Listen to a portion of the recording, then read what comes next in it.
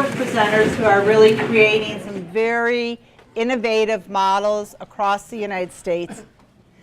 Some of these solutions are low-income solutions, some are market rate solutions, and some may be a combination.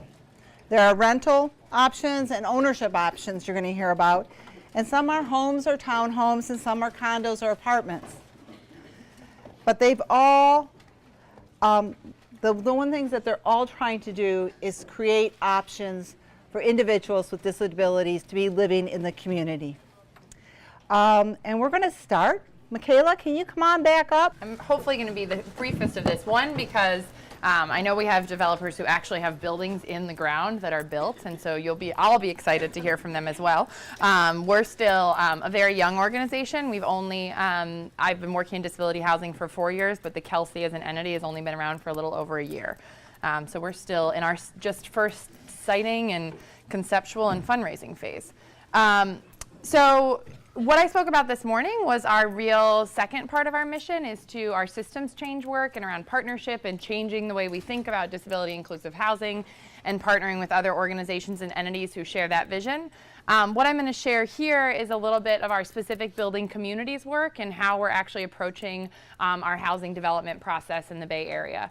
And for any of you who aren't familiar with the Bay Area, housing is really expensive and really in short supply. So we're dealing with some pretty challenging housing markets where we're looking at incredible development costs of, we're trying to get down to just about $380,000 a unit, but really typical development, good would be $450,000 per unit. Typical is between $550 and $800K a unit. So we're looking with some very challenging numbers, and we're focused on individuals with SSI as part of our mix of communities with SSI as their sole source of income. So that's folks making right around $900 a month. For a person to afford housing in San Francisco, that would be 151% of their entire income to afford a modest apartment. And in Santa Clara County, that number is as high as 271% of their entire income. So I frame this all to say that you guys talk about services as a big need.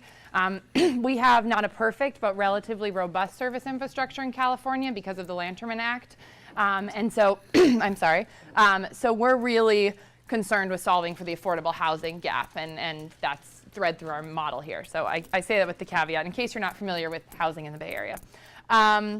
So our model is really about a diverse mixed tenant mix, which sounds like other organizations here are thinking through. We try to look at 4 categories: market rate housing, affordable housing, housing set aside for individuals with disabilities, and then our on-site inclusion concierge.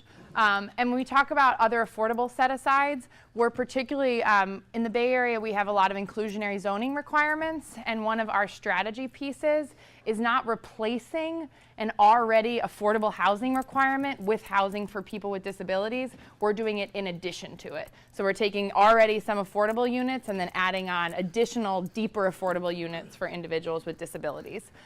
So that's our mix. Our inclusion concierge has similar components to the community builder model.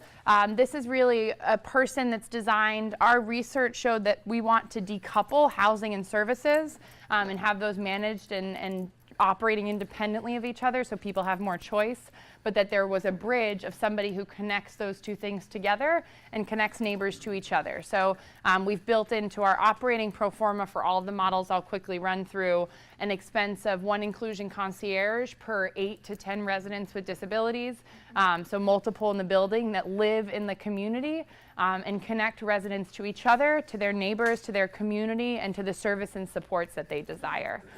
So that they would, for a person with developmental disabilities, they would serve as the liaison between them and their regional center service coordinator, or them and their service provider, so that they don't provide those services, we won't, but that there's somebody who understands those links and those needs and handles housing related issues that come up with services to that. So I'll just skim through this. So the Kelsey provides the housing and the inclusive community, and then we link to person-centered services and employment opportunities. We're not providing what's in the light green. Those are separately provided but linked to. Our goal is to build 350 units of housing in the Bay Area by 2021. And we have 3 teams right now that we have working with a mix of market rate, affordable housing developers, disability service organizations, funders across the 3 regions in the Bay Area.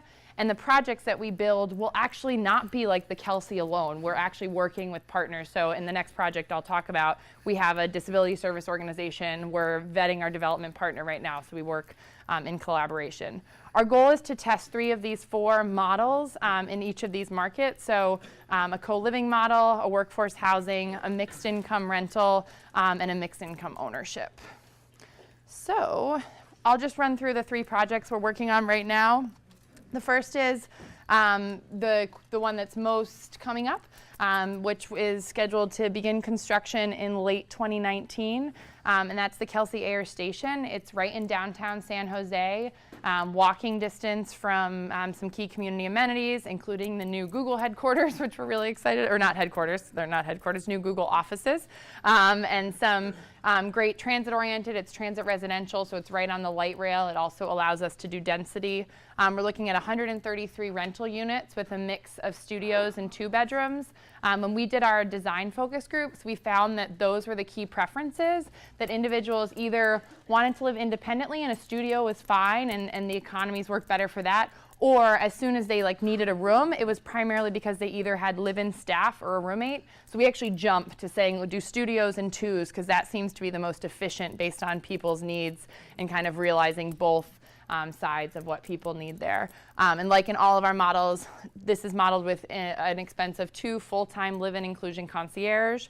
We're working with a organization called the Bay Area Housing Corporation. They're an organization with over 50 existing residential homes and options for individuals with developmental disabilities across the county. So they're actually going to be our primary housing coordinator for folks with disabilities to provide the link to the regional center. So again, leveraging their capacity, bringing them in as a paid partner on this project.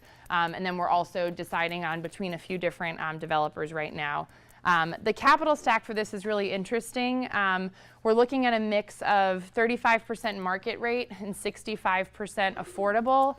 The affordable units range from workforce housing at like the 80% AMI, think, teachers, service workers, folks, not all service workers, but teachers, moderate income jobs, firefighters, that kind of stuff. Some 60% AMI, which are, a minimum wage and just above minimum wage kind of jobs, and then extremely low income, so folks for whom SSI is their sole source of income. So we really, our model too is to provide the range of affordability because that allows for our capital stack to use different sources, but it also recognizes that there are people with disabilities in all 4 of those income brackets. And so we want to give the options to people, whatever their affordability needs are, that's realized. And this project is fully funded through tax credits, debt, and equity, and then a little bit of a gap funding we're applying for right now at $125,000 per door for our affordable units from the city of San Jose that we're currently applying for funds for right now. So if we get that funding, that will be our gap. And if that's about the total deal capitalization is a $53 million project. And we have basically a $10 to $12 million hole we need to fill either with the city of San Jose money or if that doesn't come through with philanthropy or some other subsidy source. We feel like at $125,000 a door, that's a really good deal to get these units permanently affordable. So we're feel confident about the ability to raise that. I'll just jump through the next 2 quickly. The next is a co-living model in San Francisco that we're working with Common on and WRNS. The coolest thing about this site is in addition to the co-living, so that means everybody has really small apartments and then shared common spaces. A similar tenant mix, this one's 50% market, 50% affordable. This site also had some really aggressive in the RFP sustainability goals. So we're really excited around looking at the overlap between universal design, co-living, and sustainability, that the principles of those 3 things actually map really well together. And so thinking about inclusion, sustainability, and shared living together has been really fun for our team to think about. This is a publicly owned site and it's part of a competitive process. So, put good vibes out into the universe because we're shortlisted and we have our next round of applications. And then the last one is our final project that is an unnamed project with a company in West Oakland. They own the site. They're particularly interested in modular development, although we're actually looking at modular because of costs across all of our developments.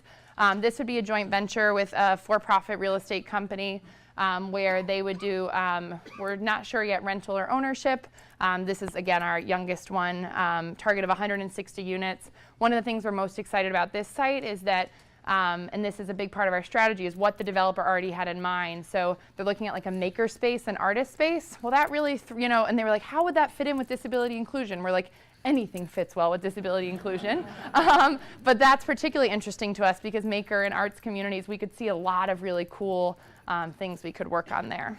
So those are the 3 projects we're working on. Like I said, we really work on trying to blend direct on-the-ground demonstrating of new models with the advocacy and organizing work to help those models scale, to leverage other organizations to change the system. So you kind of saw both sides of what we're working on there. So thank you.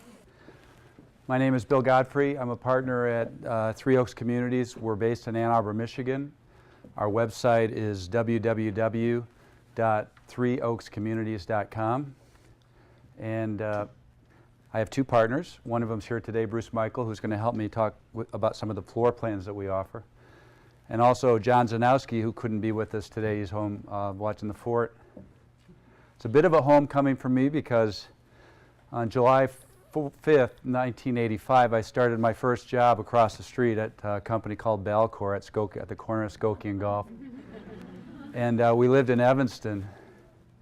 At the time, my wife and I were both from Ann Arbor, so we moved back to Ann Arbor. But here I am again, back in Skokie and near Evanston, and connecting with the Center for Independent Futures, who I want to just express my thanks to you for inviting us to be part of this great event. We're learning with all of you. We're learning from all the other presenters. We hope you learn a little bit from us. I sent an email to Jackie on June 29th because we had reached a point where we were building housing for families who had intellectually or developmentally disabled loved ones, but we didn't have our service component, which the families basically are in charge of managing. I could see the potential for this to become a much more robust service model that went along with our neighborhoods that we're building. And so I emailed Jackie, and I think I hit send on the email, and my phone rang like 2 seconds later. And we started talking, and it turns out that, I'll tell you in just a second, our organization, there seems to be a nice fit, and we're meeting lots of great new people who are trying to do the same thing we are, which is to provide a model for housing for our loved ones that have developmental disabilities. Bruce, Jay-Z, and I are all familiar with the situation. We all have family members who have special needs. So with that, let me put on my glasses so I can see what I'm doing. Our mission statement is building inclusive neighborhoods for the general public that promote greater independence, integration, and choice for IDD home buyers and their families. Oh, wrong way. Now, how did we get into this? Because Three Oaks is a commercial real estate company, apartment buildings, office buildings, shopping centers. But a friend of mine called about a little over 3 years ago and said, would you be interested in coming and talking to our group of families? We formed this housing group, and we wondered if you'd be willing to build housing for our loved ones.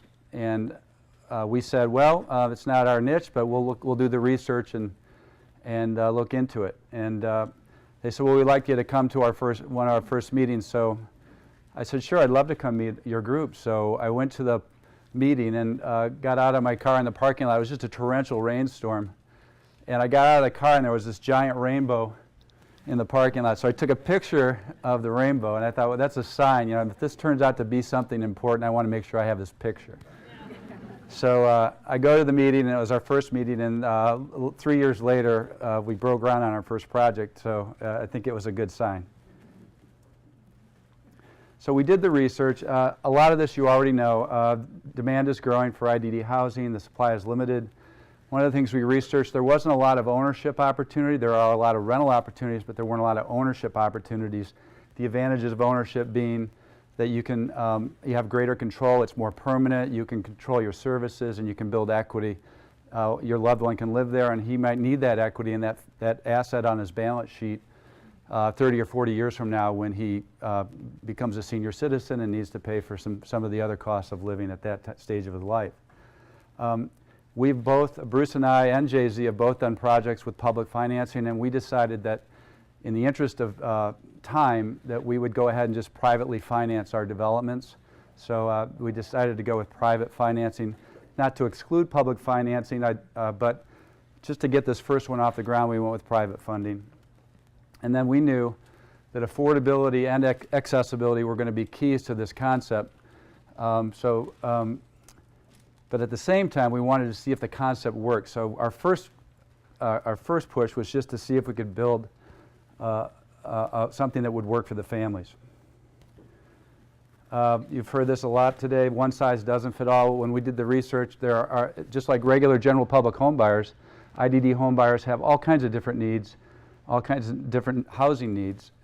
So we knew that we had to start as much as possible with a blank canvas and listen to what they told us so that we could build homes that would fit their needs. This is another one that I'm sure you already know. Our goal was to also come up with a location and come up with the design, the site plan, and the housing designs themselves that were integrated versus segregated. The more integrated that we could make this project, this concept, the more we could maintain those connections that all of our IDD homebuyers have from growing up in their community, their friends, their family, their support systems, their resources. All the things that hopefully you guys also know a lot about. So we said, what if we could build a new and inclusive neighborhood, build homes for the general public, and also build homes for IDD homeowners, custom homes for IDD homeowners? And what if, furthermore, what if mom and dad and siblings could live next door or across the street in the same neighborhood? What if neighbors embrace the concept from the beginning? What if, as we marketed this neighborhood and selling these homes in these neighborhoods, what if we told every single home buyer that, hey, guess what, your neighbor's going to be an adult with a developmental disability. Any issues with that? And not one person, by the way, has said that's an issue. They all love the idea.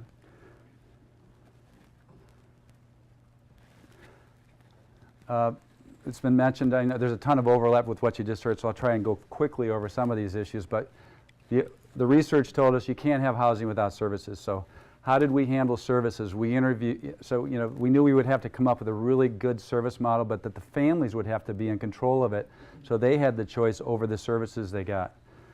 So that seemed to be a critical part of this. And in order for the services to work, we had to have critical mass. So what we made an executive decision, and we said that all of our neighborhoods had to have at least 25% of the homes dedicated to IDD adult homeowners. And then you get to a point in a project whenever you're talking conceptually about something and you've exhausted every single possible thing that could go wrong, and then you're like, okay, well, what's next? There's still no guarantees. How do we know this is going to work? So we had to take a leap of faith, and there's no other way to explain it other than we just believed that this might work. So we took a step forward and we risked money and time and energy to do this, and we never could have done it without our families who are buying those first homes, Jackie and Patty and Carl and Bruce and Gail and Ron. And so we have all these new friends that are buying homes in our neighborhood, and they're basically, we look at them like the anchor of the neighborhood. We couldn't have done it without them. We couldn't have done it without the caregivers. We couldn't have done it without local government agencies. Early on, we went to the county, which controls the Medicare and Medicaid funding, as you know, at least in our state that they do. And initially they shot down. We proposed one style of building and they didn't like it. So we had to go back to the drawing board and redesign it. And then the last key part of the team, and it's certainly not the least, is our team included a banker, a builder, and a broker. And if I can tell you that you need three things if you're going to go out and try and do this on your own, and believe me, it's a huge undertaking. You need a builder, you need a banker, a builder, and a broker, and you got to be ready to spend 3 or 4 years of your life doing nothing but this, and then get ready to tolerate, 12 to 18 months of mud, because it doesn't look like much until it starts coming along. So this is how we started. So we said to the families, what if we just build a neighborhood for the general public, and we'll build some custom homes for you guys and your sons and daughters. And they said, that sounds great. And so we found a piece of land that worked great. It was near the middle school, right across the street from the middle school and the public library. And we brought our architect in, and we started like this with a whiteboard. And this is actually one of the better versions. There were some other ones that weren't quite this artistic. And we ended up with this, which is our first condominium building, very first IDD housing design with families, custom designed for their individual sons and daughters' needs. So what this is it's there are 4 condominiums, 2 units on either side of a common hallway. And I guess I can get up and point. So these are each about 900 square foot condominiums, and there's this common hallway. There are no doors to the outside. The only way out of the building this is what the families wanted, is through their door to the hall, and then they have to go out through the common space where the caregiver is going to be, or maybe potentially some technology in the future. We love those presentations on technology. The units themselves can be customized, so if you are, I brought the plans so we can spread them out on a table for those of you that want to see them up close, but I'll tell you that they're all 2 bedrooms, 1 bath, but some of the families have customized these units to meet their needs. So for example, in 608, Bruce's mom and dad are selling their home, moving up to northern Michigan, but they want to come down once a month and stay with Bruce. So they changed the kitchen to a galley kitchen. Which one is it? 608. Where am I? It's right here. You have the base plan. Oh, okay. Well, I'll talk through it. That's right. Oh, okay. So what they did is they moved. Oh, Bruce, go ahead, Bruce. What happened was here's your 2 bedrooms, here's your 1 bathroom, and these are all designed pretty much ADA compliant, even if there aren't physical handicap needs for the individuals that were there. But these parents wanted to be able to come in and stay once a month, some period of time once with a month, their son. And so what we did was we took what was the furnace room and put it up in the attic, and then we took this and adjusted the kitchen and this area so that they had a second bath. So essentially we had a kind of a dual master situation there. And that's just one example of the kinds of things we're seeing we have to do. I'll just give you, I wrote down some notes here because I thought you might be interested in some of the design features. So while we're on this floor plan, all the families are responsible for coming up with a security system that works for them. There's a community room. They wanted an on-site office for caregivers with a bathroom and a kitchenette. We created storage down in the basement below the common space. I wish I had a pointer.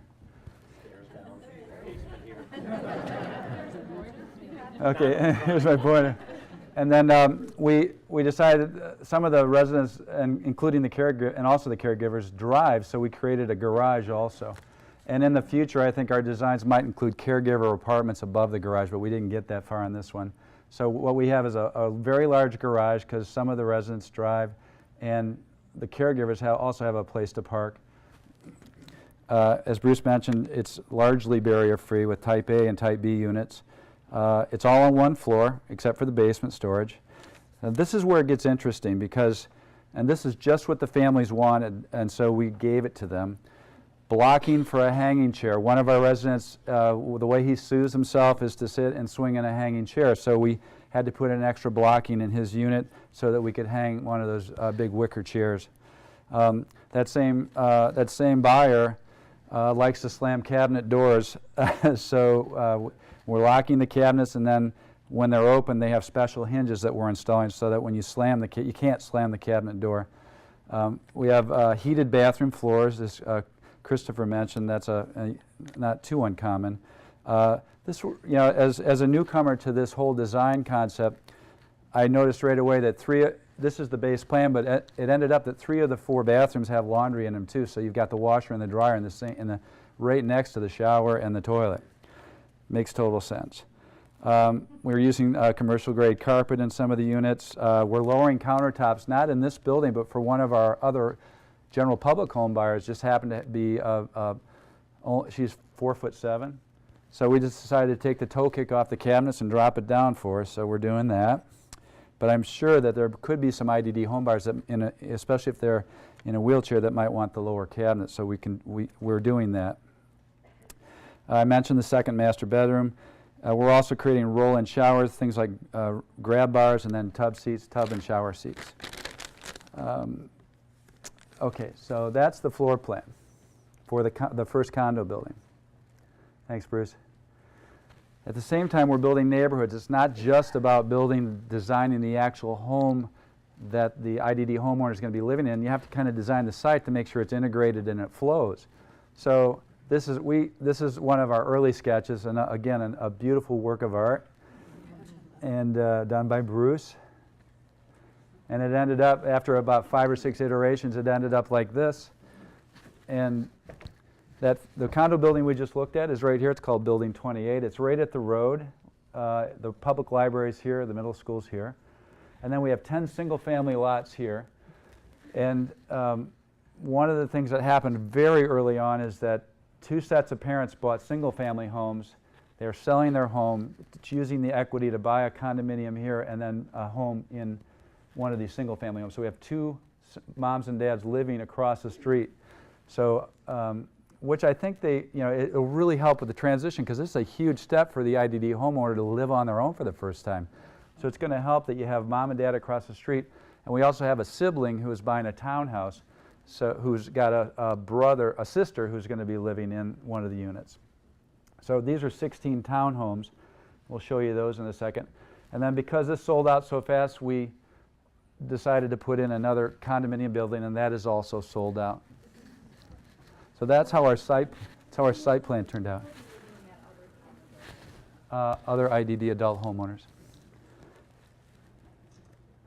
So this is, with the floor plan in place, the architect started to do his exterior elevations, and this is what we thought this is what we were hoping it would look like, and it's getting there.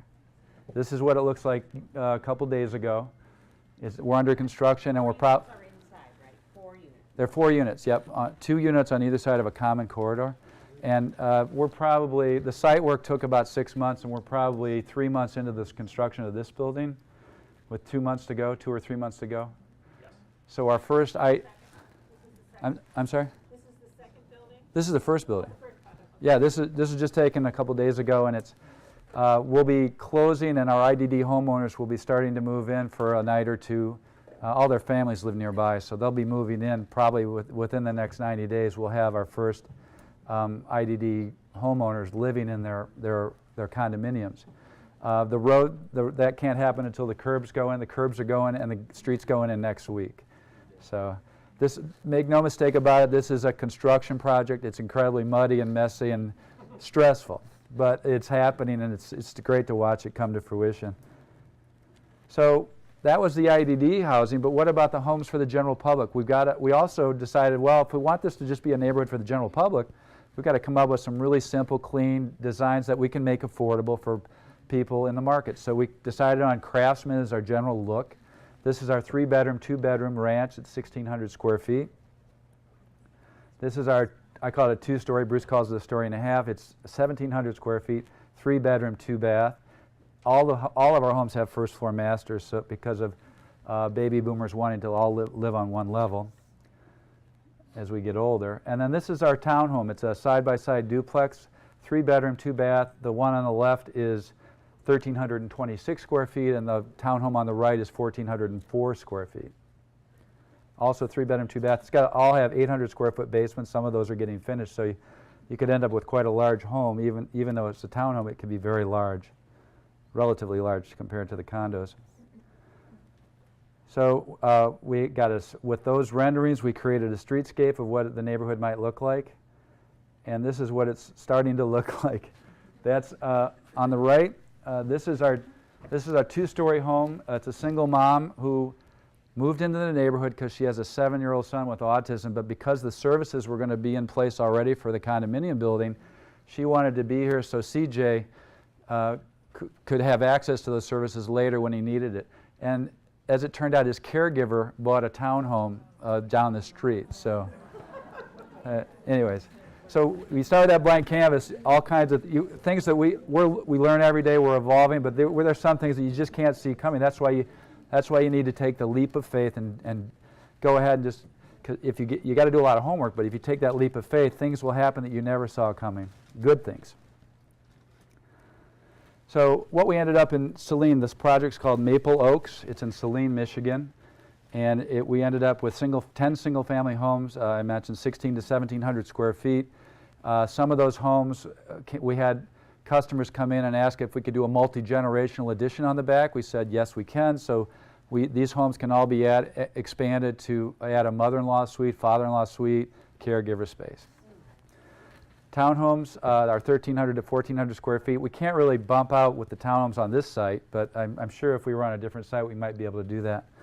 Condominiums started out at 883. Some of the families created some extra space. I think our largest one is 912 square feet or something like that.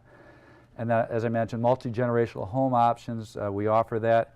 And I think that's part of our standard option package for the next one, right? And then, as I mentioned, they all have first floor masters. And I'll keep trying to go as quickly as I can. So to summarize, Maple Oaks is now under construction. It's 100% reserved. There's a waiting list. And what the great thing, it's turning out to be just a great neighborhood. And we spent 3 or 4 years with these families who have made reservations, or at least 2 or 3 years. And we're getting to know them, and they all are great people. 8 homes were reserved by IDD homeowners. 2 homes were reserved by families with IDD children, Stacy and one other family on lot 6. 2 homes were reserved by IDD family members. In total, 35% of the homes, or 12 of the homes, will be IDD or IDD related homes. And 65% are people from the general public, a mix of young families with little kids, empty nesters, seniors, and then the caregiver I mentioned. So it ended up being just a really nice mix. And we'll have the critical mass for the services that are going to be in place. And we interviewed 5 caregiving agencies, and the families decided that they wanted to go with an agency in Michigan called Lutheran Social Services because they were they deemed to be the most sustainable of the 5 agencies. And so now they go by Samaritas. Now Samaritas is now designing a service matrix customized for these families. There are a few hiccups about how we're going to pay for the shared costs, because these caregivers and the Medicare and Medicaid funding, those payments are dedicated to one caregiver. What happens when you have 2 clients, and they're assigned, each client is assigned to a caregiver? What do you do when 2 people want to go to the grocery store? Who pays for that? And so we've got to work that out with the county, but the county is willing to work with this because it's a brand new concept, and so they say, well, we've never had to do this before, but we're willing to look at it and try to do it. We also have private pay, so what we think is going to happen as we continue to develop these neighborhoods is that it'll be a mix of private pay and then also the public pay. The service agency, Samaritas, loves the concept. Washtenaw County, where Ann Arbor is and where this project is a closed county, so they don't let just any caregivers into the county because they don't want them. They want to make sure they've got plenty of clients for the service providers that are there. The county allowed Samaritas to come into Washtenaw County because they've got critical mass in the neighborhood. They'll be able to build their service model from a hub where their caregivers are not running the scattered site model. So that's why Samaritas is very excited about this. They have no other projects in Washtenaw County. They're mostly in the Detroit area and in an outstate like in Lansing and on the west side. So we've learned a ton from the first project, and we're just about to launch our second project, if we're already in the entitlement process. The project is called Hawthorne Oaks. It's in Westland, Michigan, which is a working class community with a slightly lower median home price. So one of the things, we had our first meeting with about 30 families who had IDD sons and daughters looking for housing. Not unlike this meeting. And when we started mentioning the price points, it was like crickets and tumbleweeds. Like nobody, like, oh, bummer. So we said, well, how are we going to solve this problem? So we solved it with the site plan. Now you notice This site plan is the Westland site plan, and there are these big open areas like this. And we went, one on the north side of the property and one on the south side. And we went to the city and we said, look, we want to lower the price points on our housing for IDD adults. But in order to do that, we need more density. So we'd like to create these flex areas and then build clusters of cottages and attached condominiums so that we can lower our price points. And they said, sure. Did they say sure? They did, okay. I couldn't remember. Okay, so they did say yes. So what we did is we created a cottage. We have 1 and 2 bedroom cottages for higher functioning disabled adults who just want their own space. There's no garage, there's no basement, but there's about 700 square feet. 586 to 712. So the one bedroom is 586, and we'll look at those floor plans in just a second. The 2 bedroom is 712. But and we created a caregiver office, so the cottages could be clustered around this caregiver office. It's a small building, but it has all the essentials. It has an office space, it has a bathroom, and a kitchenette. It has a bedroom? It's a day bed. It's a day bed, okay. Okay. I didn't think of that. That's a day, an office and a... Right, yeah, they're not intended to come there and sleep, but it's a way where they can go and punch down or be on site. This, we're using stone on this one because the city of Westland wants stone on the building, so that's why this looks slightly different than the one in Saline. This is the smaller condominium building. In order to achieve a price point of $99,000 for the 1-bedroom condo, and that was critical because we've got families who want to buy a home for themselves and the condominium for their son or daughter. So it's like buying a second home. So we drove the price down by reducing the size of the common area. We didn't include a full basement, and we didn't include a garage. So this is surface parked. I think we're going to have to backtrack and offer storage in the attic. If we got to redesign the roof lines and the trusses so that we can put storage in the attic, because the reservations we have so far, they want storage because they've got their sons and daughters have stuff they need to put somewhere, and the units themselves may not be big enough. So that's our attached condominium. And I want to end this part of the presentation just by saying just like those TV commercials, I'll say our website one more time. www.threeoakscommunities.com, and the best number to reach us is 734-351-2200. So, Can you talk a little bit about... I'm sorry, your question? Yeah, wondering about cost at Maple Oaks. So the base price for the single-family homes we started at $250,000, and then there were upgrades on top of that. By the end of our sellout, we were at $299,000. So the price went up very fast on those just because we started so low. The median home price in Saline is north of $300,000. So for the general public homes, that was intentional. We priced them about 10% below the median home price because we wanted to make sure they sold, and we also wanted to make them affordable for families who were maybe buying 2 homes. The IDD homes are large 2-bedroom condos with the basement, with the indoor parking, and the big community room. Those started out at $175,000. The second building sold for $180,000. So those were our base prices, and then people can upgrade, and there are all kinds of options and customizations that we offer.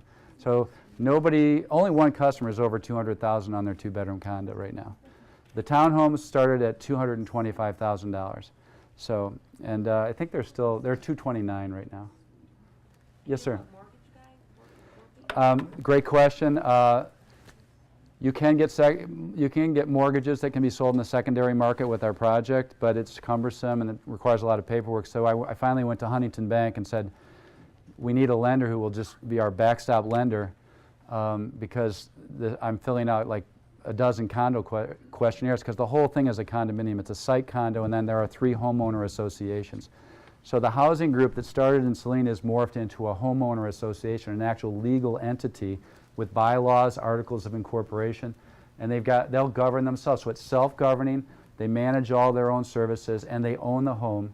So it's a big shift. I mean, it's a big shift, and I know this issue feels overwhelming, but once you take that first step and take that leap of faith, you can start to control some of these things that seem overwhelming.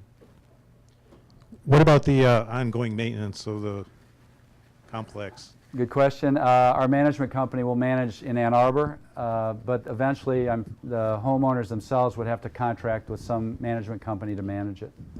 And is that all homes in townhome? Is that all going to be? Would It's that all be one big master association. There are 34 homes total. The HOA fees in Saline will be about $150 a month. HOA means homeowner association dues. So the HOA, just for the general lawn cutting, snow removal, all that stuff, is about $150 a month. It would be more, but it's a public street. The city is going to own the street and plow the street. And then on top of that, of course, would be the services and other costs that IDD homeowners have. Are there other amenities, exercise room, anything? Yeah, well, that all came out in the design charrette. I asked, do you want a community building, or do you want exercise room? And they said, we don't need any of that because we're going to be living across the street, and the middle school is, two of us are going to live across the street, and there's a middle school across the street and a public library. And it was if we had had a larger site, the families didn't want it, but if we'd had a larger site, we would have considered it. Show them a site plan? For Westland? Yeah. One of the things we are including is exterior recreation areas, a lot of it passive, but walking trails, that sort of thing, that can be done and provide something but not cost so much money that, again, it hurts the affordability of what we're trying to do. Are there restrictions on resale? No. Okay. Can't, we have, the fair housing laws and things you can and cannot do. Best as I can tell, for sale purposes, the disabled community is not a protected class. So for instance, our IDD homes, the general public could come in and buy, but basically we're just not marketing them to the general public. We're reaching out to all the families first and working with them and essentially putting the deal together with those families, and then we do the general public housing. But if you'll notice, this is an old golf course, which we're buying from the city of Westland, and a lot of it's in the floodplain. There's a river right here. That's right along this area here, and then all of this is the old golf course that's in the floodplain, and what we ended up doing was using the area that's high, that was not in the floodplain, to be used, and there's an existing pedestrian bridge across here that we're going to refurbish and Across the river, improve, yeah. that crosses the river, and then we're putting in this trail system and some park shelters, a council circle, some interpretive boards and that sort of thing. So. And the trail is it's the stone chip that you see in the national parks, same concept. So it's going to work, but it's not going to cost a ton of money to maintain, kind of a thing. We've also just recently met with Wayne County. This is in Wayne County, which is the same county as Detroit's in. And Wayne County owns the land down here, and there's actually one of the longest parks, probably in the state of Michigan. It's called Hines Park, and it actually runs along the Rouge River. And it's like 17 miles long, goes all the way from Detroit on out to the outer suburbs. And we're virtually adjacent to that park. So we've just met with them recently, and they actually want to create interconnections, pedestrian connections between our trail system and their trail system that's along Hines Park. Oh, wow. So we're generally doing these kinds of things because we can include it without making the price go way up. And if somebody came to us and said, hey, I want LA Fitness, we could do it, but of course what it would do is drive it And I think the other issue in Saline was that we didn't have the land. This is 13 or 14 acres. In Saline, we only had buildable acres of 6 or 7 acres, so there just wasn't a lot of room to work with. It's a very tight site. We did do outside trails and picnic area in Saline. Should we do questions, or do you want to, how much time? Covered a few, but I think we need to start moving forward to the next one. When we have our break, they are going to be right here in the room. So you can come over and start writing down those questions. And come over right after that. Yeah, I do. Can I have like a few more minutes? You sure can, Bill. Great. I just want to say that we had a meeting with all of our families who have made reservations in Westland, and also a few other families from Rochester, which is where our next project is going to be. And we invited Ann and Jackie to come present to our families, because we thought, well, this is about capacity building, and unlike Saline, where one of the parents actually attended a CIF training. One of our parents in Saline had done the training here maybe 10 years ago when you guys were just getting started. But we realized, you know, a lot of families they don't have any training, and they don't even, a lot of them don't know each other. So what would be a great resource to have our families. So they came in and did the presentation and blew everybody away, and we stood in the parking lot and said, we want all of our families to come and do CIF training. So that, with the families in Westland and Rochester and in Saline, are all going to be doing the training in Evanston. And so, we're going to help supplement the cost of it so that they all go do. We want to make sure they do it. Incredibly generous, and I think, you know, your point, Bill, was so many families and individuals are looking for housing options that the line is out the door. It's not like you need to recruit a broker to be selling those units and paying a commission on it, because the need is so extreme. And That's right. Instead of putting that money here, you're putting that money in a way to help the families start building community and look at that community integration and inclusion into the community. So That's right. And I think in closing, I think our success was about the partnership that we built with the families, but also about our location, and also the city, the support from the city, and also the fact that we started with a blank canvas, so we were able to kind of, as Christopher was saying, you can start with kind of where you want to live in 10 years or 20 years, and what that look like, and then start to work with that. It's much easier than retrofitting an existing building. So in closing, I would just like to say thank you again to Ann and Jackie for inviting us, and we'll be here for the rest of the afternoon, probably till about 3:30, and then we're going to drive back to Ann Arbor. But thank you very much.